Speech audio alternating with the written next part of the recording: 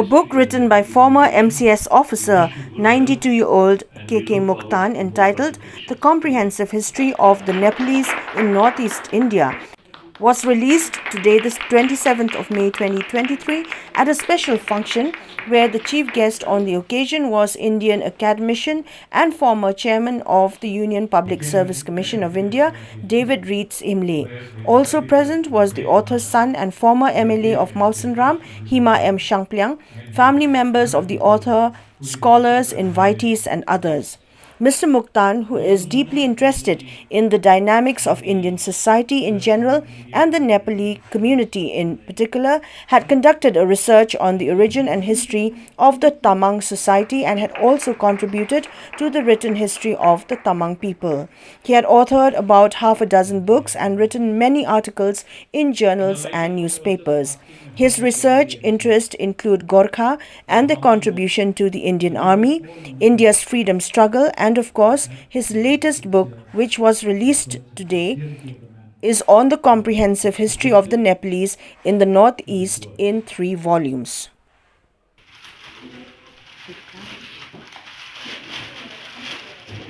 So let us give a big hand.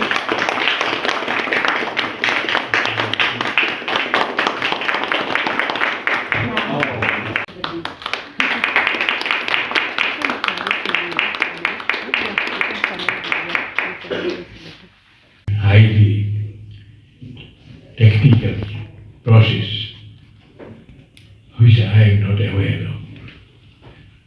Nevertheless, I have taken this burden of writing due to certain compulsions for which I had to write this book. What are the compulsions? We know that books, history is very important document for everybody, for organisms, for all the countries must have a history. But unfortunately, the Nepalis who are living for the last 200 years in the Northeast has no history. And this has pinched me very much, and I had to write this. It is not that this Nepalis had no success stories, has no achievement. It has got many, many achievements which deserve recording in the history. Going through the text, I was more than happy to find that a dear old friend of mine, T.V. Subha, has written the foreword. And sometimes when we read a text, we forget the foreword.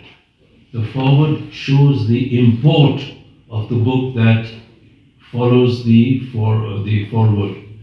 And I would urge you, when you read the text of Mr. Muktan's The Comprehensive History, to also follow up reading the foreword of T.V. Subha. Not being a historian per se, but yet writing history, the book does not have footnotes, and there's nothing wrong in itself. There's nothing wrong in not providing footnotes, because you have given an elaborate bibliography. And if you are serious about the book, which I would be as I read through it, would be to follow up on the bibliography, because we can then follow up from the text which we read to the bibliography and the books that he has consulted.